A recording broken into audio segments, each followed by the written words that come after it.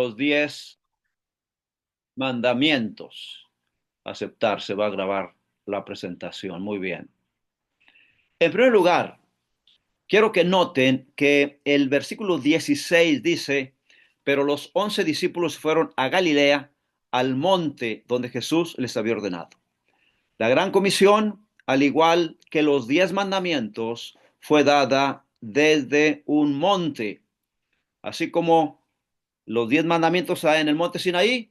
La gran comisión se da en un monte allí muy cerca de Galilea. En segundo lugar, la gran comisión fue dada con gran manifestación de poder, al igual que los 10 mandamientos. Cuando Dios dio los 10 mandamientos en el Sinaí, el monte humeaba, había relámpagos, voces, truenos, y el pueblo tuvo temor y se alejaron. Y le dicen a Moisés, habla tú con Dios, y no hable Dios con nosotros. Tuvieron miedo por la manifestación del gran poder de Dios que se mostró en el monte. Y cuando Jesús da la gran comisión, también hace la declaración más autoritaria de todo el Nuevo Testamento, al decir, toda potestad me es dada en el cielo y en la tierra. En segundo lugar, la gran comisión, al igual que los 10 mandamientos, fue dada justo después de la liberación del pecado. Los 10 mandamientos fueron dados cuando el pueblo de Israel fue libertado de los egipcios. Una vez que los egipcios quedaron sepultados en el mar, entonces quedó asegurada la libertad del pueblo judío, del pueblo de Israel, quien ahora se dirigía a la patria, a la patria prometida, a la tierra prometida. Pues justo después de la liberación, Dios lo llama al monte Sinaí y les da los 10 mandamientos. Lo mismo aquí con la gran comisión. Tan pronto se asegura nuestra liberación, cuando Satanás recibe el golpe mortal en la cabeza con la muerte de Cristo, y Satanás es exhibido ante el universo como mentiroso, como asesino, en fin, y Cristo resucita de los muertos, venciendo la tumba, venciendo la muerte, venciendo a Satanás. Con eso asegura nuestra liberación, pues justo después de la liberación con la resurrección de Cristo, Dios llama a su pueblo incipiente, que inicial, pues, para darles la gran comisión. Y en cuarto lugar, también el pueblo de Israel habría de peregrinar 40 años por el desierto antes de entrar a la Canaán, a la tierra prometida. Pero al inicio Dios les da los 10 mandamientos. Pues igual, al inicio del peregrinaje de la iglesia cristiana, a lo largo de estos 20 siglos, ya iniciando 21 de peregrinaje, Dios nos dio la gran comisión. Y también dada como base para la supervivencia y continuidad de la iglesia, así como los 10 mandamientos.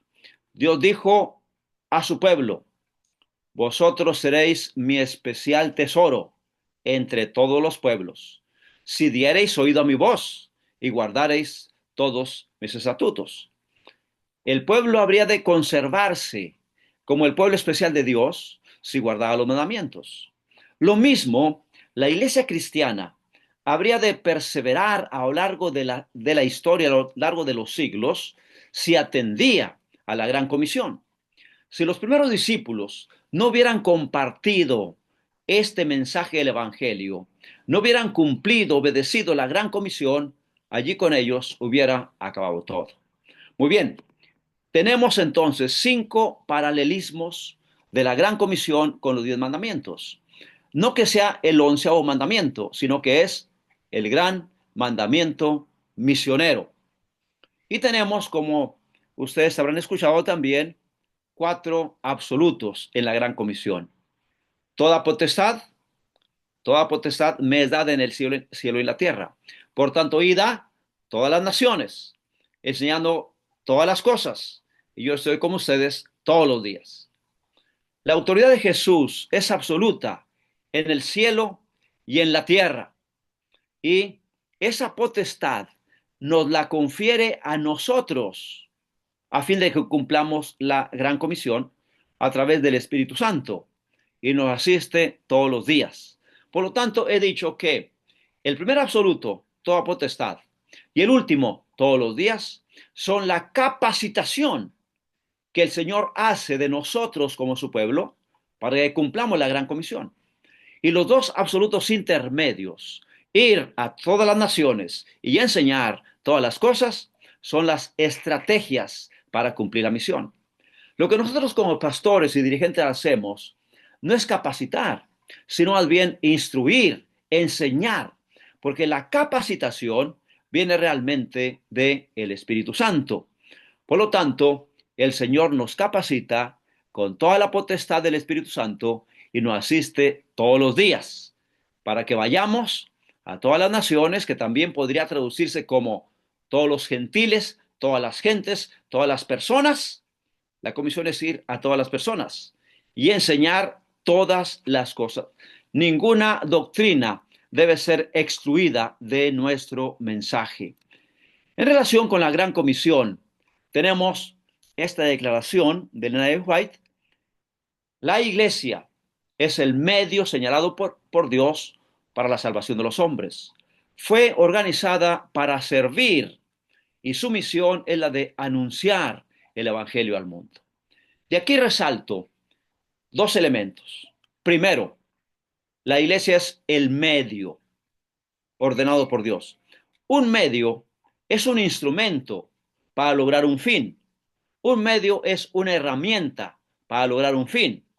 ¿Cuál es el fin? La salvación de las almas. La iglesia es el medio para lograr ese fin. Ahora, hablando de medios y de fines, esta declaración nos lleva a imaginar la iglesia como una máquina cosechadora. Ahora vivo aquí en esta zona de México, que es una zona agrícola. Eliasib conoce muy bien extensiones muy grandes en el Valle del Fuerte, muchas hectáreas de terreno que se cultivan con maíz, frijol, garbanzo. Una vez, hace unos 2 años, me subí a una máquina trilladora de maíz. Van trillando 8 surcos al mismo tiempo, 8 líneas de sembradío de maíz. Y la máquina va revolviendo eso y arrojando el chorro de maíz en su depósito. Cuando se llena, sale a la orilla y lo descarga en el camión hasta que se llena. Ahora, la máquina para cosechar viene siendo la iglesia y el fin, levantar la cosecha.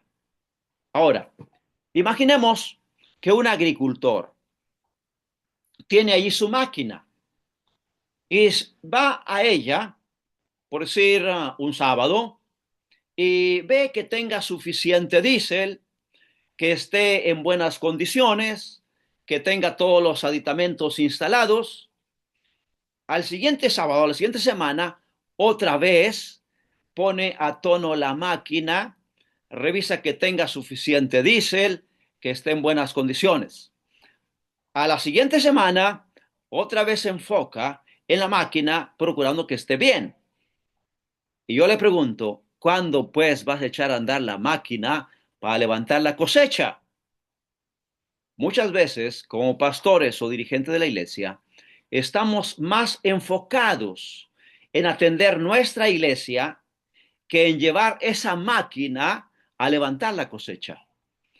Quiero animarles a que las iglesias puedan ser utilizadas realmente como los medios, como los instrumentos que Dios tiene para levantar la cosecha de almas. El otro elemento que quiero señalar es que ¿para qué fue organizada? Para servir y para anunciar el evangelio. Noten, tu iglesia a la cual perteneces fue organizada no para tener cultos y programas, sino para servir y para anunciar el evangelio. ¿A quién? No a los ya evangelizados, sino al mundo. Muchas veces pensamos que como iglesia somos organizados para tener nuestros cultos y programas. Me tocó ser presidente de 2 campos acá en México, la Asociación del Noroeste, que Eliasib conoce muy bien, Sonora y Sinaloa, y también allá lo que es Chihuahua, Durango y parte de Coahuila. Y en una ocasión llegan a la oficina unos hermanos, miembros de una escuela sabática o congregación o compañía, y me dicen: Pastor Espinosa, ya estamos listos para que nos organice como iglesia. Ya tenemos cultos hasta los miércoles. Pensé dentro de mí: ¿quieren que los organice para tener cultos? ¿Cuál es el propósito? Somos organizados para servir a la comunidad, aplicando el método de Cristo, por supuesto. Y entonces, una vez que aplicamos el método de Cristo, de ganar la confianza, de servir, de la amistad, en fin, entonces presentarles el Evangelio. Mis hermanos y amigos, para eso fuimos organizados como iglesia. Necesitamos, por lo tanto, ir a todas las personas. Ninguna debe ser excluida. El mandato es ir más que venir. He señalado que la gran comisión dice: toda potestad me es dada en el cielo y en la tierra, por tanto, id. En otras comisiones, en otros evangelios, o más bien en otros evangelios, la gran comisión se presenta siempre: ir por todo el mundo y predicar el evangelio. Por tanto, id y haced discípulos, y siempre ir. Cuando aquel endemoniado fue sanado y quería quedarse con Jesús, Jesús le dice: no, vete, vete a los tuyos, cuéntales cuán grandes cosas el Señor ha hecho contigo. Los primeros discípulos, cuando hubo una persecución en Jerusalén, Hechos 8:4 nos dice que ellos iban por todas partes. Ir, vete, iban por todas partes. Siempre está en una acción centrífuga de ir. La gran comisión no dice: toda potestad me es dada en el cielo y en la tierra, por tanto, vengan y siéntense. Porque a veces pensamos que con asistir y sentarnos ya cumplimos. Pero quiero decirles, mis hermanos, que nosotros nos preparamos mejor para la segunda venida de Cristo, trabajando por otros, compartiéndoles el Evangelio, que escuchando sermones. Una persona que se limita solamente a llegar, sentarse, escuchar, participar un poco allí, está en riesgo mayor de apostasía que aquellos que están activos, comprometidos con la predicación del Evangelio. Ir a todas las personas, enseñar todas las cosas. Ninguna doctrina, por impopular que parezca, sea esta del espíritu de profecía, sea esta de los diezmos y ofrendas, ninguna doctrina debe ser excluida. Miren, cuando mi familia fue alcanzada por el Evangelio, vivíamos en una extrema pobreza, en una choza de ramas, paredes de rama, con techo de palma, en fin. Pero los misioneros le enseñaron a mi mamá que había que entrar en sociedad con Dios y devolver los diezmos y las ofrendas. Lo presento como un testimonio de que hay que enseñar todas las doctrinas. Ellos se atrevieron, aún viendo a mi madre en extrema pobreza, a enseñarle esto. Ganábamos porque pues vendíamos cosas así por la calle, que chicles, que cosas, frituras, cosas así. Ganábamos, por decir, en aquellos tiempos acá en México, pues que 8 pesos diarios, 6 pesos, pero todos salíamos a trabajar. Somos 9 de familia. Mi mamá recibía todo lo que ganábamos. Y recuerdo que decía: bueno, hijos, entre todos ganamos 60 pesos. El diezmo, 6 pesos. Y yo me preguntaba: pero ¿cómo mi mamá? Somos tantos que apenas nos alcanza para desayunar en aquellos tiempos café sin leche con unas galletas de animalitos que había aquí en México, y mi mamá todavía apartando el diezmo. Sin embargo, Dios bendijo a la familia. Todavía recuerdo cuando me acerqué al anciano de iglesia y le dije: hermano, a mí me gustaría ir a la Universidad de Montemorelos, en aquel tiempo el Colegio Vocacional y Profesional Montemorelos, para prepararme para pastor. Se me queda viendo con una mirada de lástima y me dice: pero ¿cómo tú, un paleterillo, porque vendíamos paletas de hielo por la calle, cómo tú, un paleterillo, piensas en ir a Montemorelos? Olvídate, muchachos, no es para ti. Sin embargo, llegó el tiempo de ir y Dios proveyó, no solo para mí, sino para 5 más de mis hermanos, y por la gracia de Dios graduamos y obtuvimos otros grados después. Dios cumple su promesa.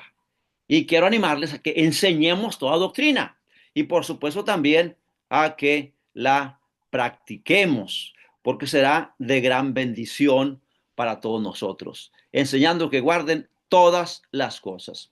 Y bautizando a los que creyeren, que creyere y fuera bautizado será salvo. Y por último, o más bien aquí, al terminar esta primera parte, enfatizo que la meta es hacer discípulos. Si volvemos al texto bíblico, dice el versículo 19, capítulo 28, versículo 19. Por tanto, id y haced discípulos a todas las naciones. Los otros elementos, bautizándolos, ¿a quiénes? A los discípulos, en el nombre del Padre, del Hijo y del Espíritu Santo, y enseñándoles a quiénes? A los discípulos. Todo está enfocado en el discipulado. Vamos a ser discípulos. ¿Cómo? Predicando el Evangelio, bautizando y enseñándoles. En la gran comisión de San Marcos dice, id por todo el mundo y anunciar el Evangelio. Al ir, vamos a anunciar el Evangelio, vamos a bautizar a los que creen y vamos a enseñarles todas las cosas.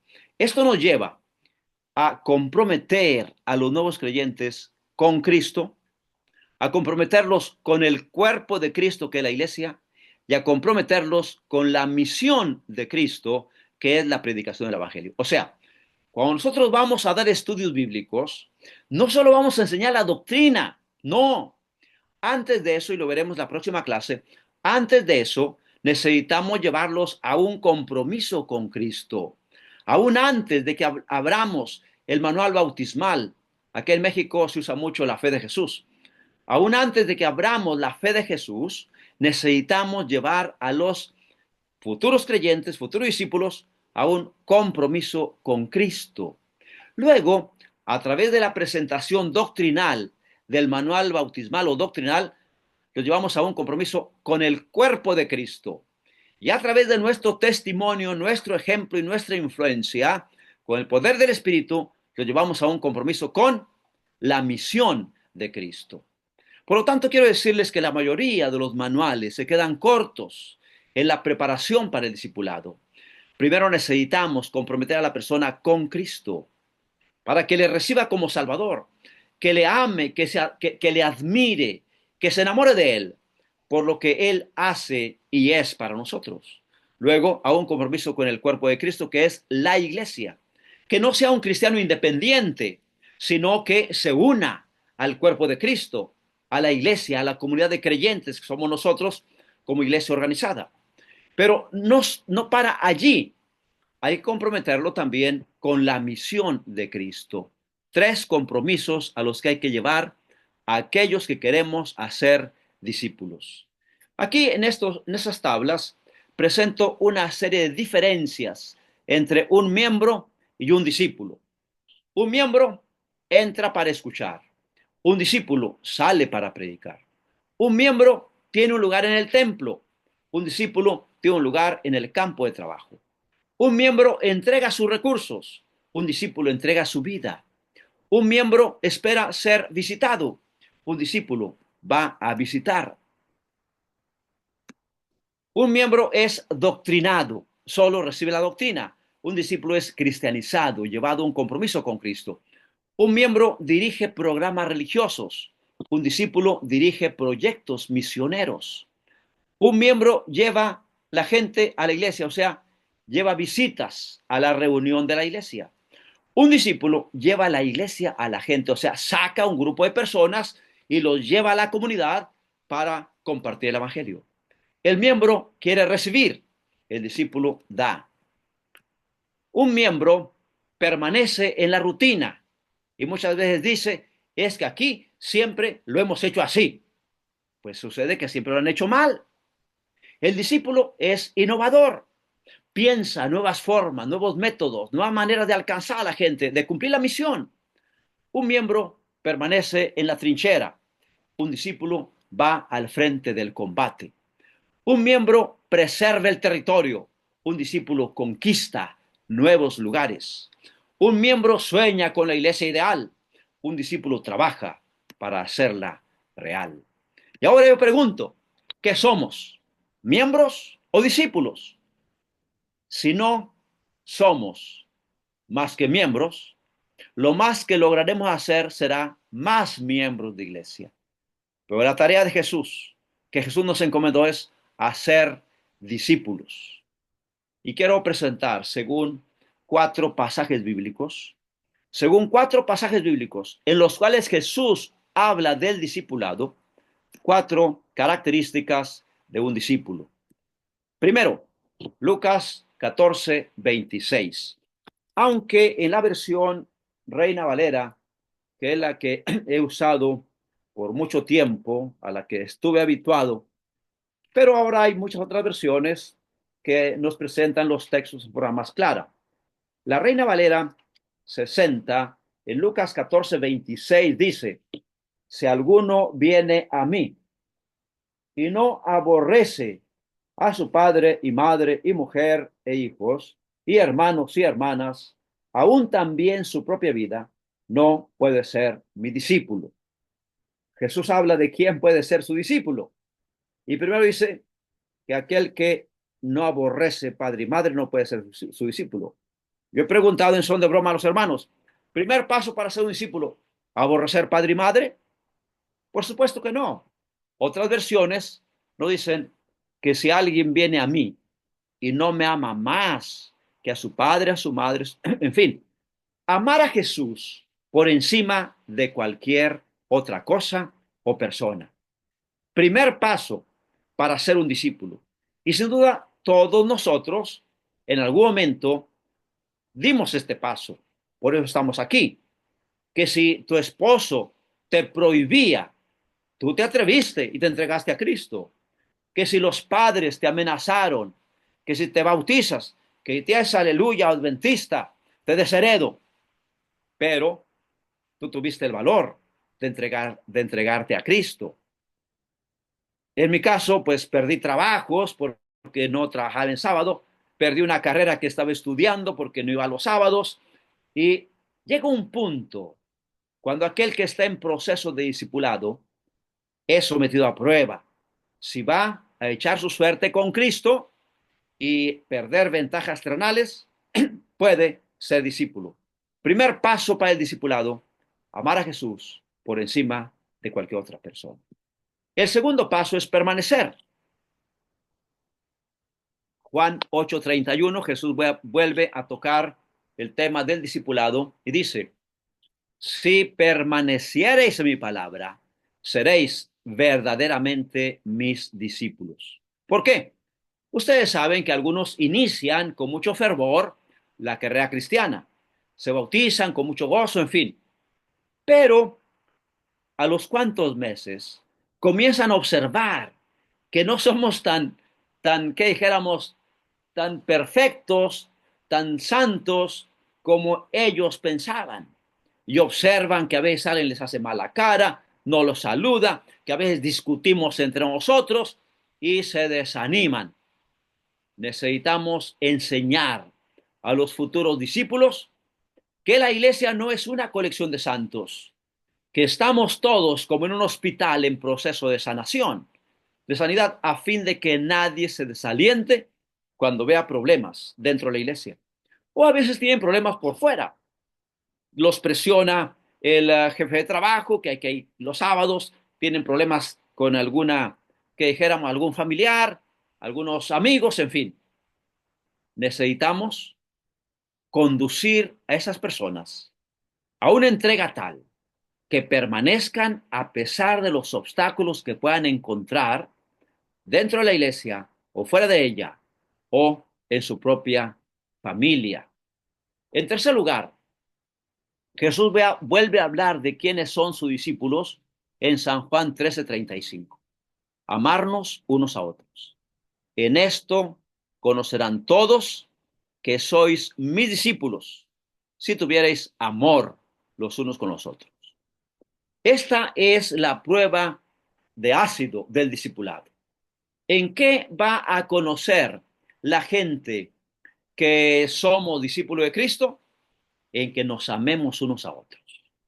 Y mis hermanos, Esto muchas veces no se da en la forma como quisiéramos. A veces encontramos algunos predicadores poderosos, de gran influencia, que todos quisieran escuchar sus mensajes cada sábado. Yo tuve uno allá en la iglesia, una iglesia en Tijuana, Baja California, la iglesia de la Mesa. Bueno, más bien todo Tijuana predicaba ese hombre, un hombre muy poderoso en la predicación. No voy a decir el nombre porque quizás el así lo recuerde. Pero una vez se me ocurrió visitarlo en su casa. Ese poderoso predicador lo quise visitar, no estaba en su casa, estaba la esposa. Y le dije, oiga, hermana, ¿y su esposo? Dice, pues no está, allá anda disque predicando. Dije, bueno, su esposo es un gran predicador. Y me dice, pues sí, candil de la calle y oscuridad de su casa. Dije, pero hermana, ¿por qué dice eso? Dice, mire, pastor, si supiera. Y entonces se levantó un poco la blusa y me mostró unos moretones que tenía en el brazo. Ese poderoso predicador golpeaba a su mujer. Preguntamos, ¿será ese un discípulo de Cristo? Si no aman a los más cercanos. ¿O qué de aquel maestro de escuela sabática que enseña la lección con tal maestría que todos quieren escuchar la explicación de la clase de escuela sabática con él? Pero está sentado allá atrás su hijo adolescente y comenta con su compañero, pues sí, qué bonito habla, pero vieras cómo nos trata en la casa. ¿Será ese un discípulo de Cristo? Mis hermanos, en esto conocerán todos que soy mis discípulos. No solo en que demos fielmente el diezmo, no solo en que seamos fieles mayordomos, no solo en que guardemos estrictamente el sábado. Eso lo hacían los fariseos a la perfección. Diríamos que ellos eran perfectos adventistas. O a veces somos perfectos fariseos. Y pensamos que porque guardamos esto y hacemos esto y somos estrictos y cuidadosos en esto, ya la hicimos. Pero Jesús dice, en esto conocerán todos que son mis discípulos, si tuvierais amor los unos con los otros. Y cuando eso ocurre en cada miembro de la familia, el hogar llega a ser ciertamente un pedazo de cielo en la tierra. Y cuando eso ocurre en cada iglesia, oh, qué juntas de iglesia tan hermosas tendremos. Cuando todos respetemos, nos amemos, valoremos la opinión del compañero, en fin. En esto conocerán todos que son mis discípulos. Y hermanos, quiere el Señor hacernos realmente sus discípulos al manifestar el amor de Cristo. Hemos señalado hasta aquí tres características de un discípulo. Primero, compromiso total con Jesús. Segundo, permanecer a pesar de los obstáculos o problemas. Y tercero, amarnos unos a otros. Un cuarto texto en el cual Jesús habla del discipulado es Juan 15:8. En esto es glorificado mi Padre. ¿En qué? En que llevéis mucho fruto y seáis así mis discípulos. Jesús declara que somos sus discípulos cuando llevamos mucho fruto, glorificando así a nuestro Padre Celestial. Ciertamente glorificamos a Dios por nuestro testimonio, glorificamos a Dios con cantos, con alabanzas, pero aquí, en relación con el discipulado, Jesús declara que necesitamos llevar mucho fruto para ser sus discípulos. ¿Y cuándo podríamos decir que un discípulo está llevando fruto? Pues cuando produce más discípulos. Aquí pueden ver el cuadro de una higuera con higos. Esta higuera no tendrá muchas ramas, no tendrá mucho follaje, pero tiene higos. Está produciendo fruto. Pienso en algún hermano que quizás no es muy asiduo de leer el año bíblico, de estudiar diariamente su lección, pero está produciendo más discípulos. Quizás ni siquiera asiste con puntualidad a todos los cultos, pero está trabajando por otros y haciendo más discípulos. Si una higuera debe producir higos para decir que da fruto, un discípulo debe producir más discípulos. para decir que está llevando fruto. Y aquí yo preguntaría, ¿estamos haciendo más discípulos? Creo que debiéramos comenzar siendo nosotros verdaderamente discípulos a fin de que podamos hacer más discípulos para la gloria de Dios. Ahora, respecto al fruto, hay una parábola que Jesús enseñó que quiero dejar clara ante ustedes. Lucas 13, 6 al 9. Lucas 13, 6 al 9. Quiero que leamos juntos esta parábola. Dijo también esta parábola. Tenía un hombre una higuera plantada en su viña y vino a buscar fruto de ella y no lo halló. Y dijo al viñador, he aquí, hace 3 años que vengo a buscar fruto en esta higuera y no lo hallo. Córtala. ¿Para qué inutiliza también la tierra? Él entonces respondiendo le dijo, Señor, déjala todavía este año, hasta que yo cabe alrededor de ella y la abone. Y si diere fruto, bien, y si no, la cortarás después. Como pueden notar, el dueño de la viña, diríamos, de ese sembradío de árboles frutales, cada año iba para revisar cómo estaba la producción. Y de pronto se encuentra con una higuera, de la cual dice, hace ya 3 años, 3 años consecutivos, he venido y veo que esta higuera no produce fruto. Y le dice al encargado, al hortelano, al que cuida del plantío, córtala. ¿Para qué inutiliza la tierra? Pero el hortelano le dice, Señor, dame una oportunidad. Esperemos un año. Voy a hacer una zanja alrededor de esta higuera a fin de que reciba agua. Voy a abonarla. Y si al año no da fruto, entonces sí la cortarás. Mis hermanos, Jesús llega hoy y observará entre nosotros a alguien que por 3 años no ha hecho un discípulo más, alguien que no ha traído a los pies de Jesús a otra persona. Si hubiera alguien que en 3 años no ha ganado un alma, como decimos, no ha hecho un discípulo, no ha llevado fruto, el dueño dice, córtala. Pero el pastor, el anciano, dice, permíteme, vamos a llevarla a un seminario del discipulado. Vamos a enseñarle, vamos a dar una instrucción, vamos a tener programas de motivación, de instrucción, de organización. Y si al año no lleva fruto, entonces sí la cortas. Habrá alguien que no ha llevado fruto en 3 años. Tenemos un año de gracia. Hay un año de gracia. Y con la instrucción que estaremos dando durante estas 4 semanas, yo espero que en este año todos llevemos fruto para la gloria de Dios. ¿De Amén. acuerdo? Amén. Y entonces, al año, cuando el dueño de la viña vuelva, encontrará que siendo que el pastor, siendo que los dirigentes cavaron, regaron, abonaron, instruyeron, motivaron, organizaron, todos estamos llevando fruto para gloria de Dios. En esto es glorificado mi Padre, en que llevéis mucho fruto y seáis así mis discípulos. Y saben, tenemos un año de gracia y Jesús hablaba en serio, porque una ocasión llegó a una higuera, Mateo 21, 18 al 20, que tenía muchas ramas, mucho follaje, muy frondosa, pero no tenía higos. Y la maldijo y se secó.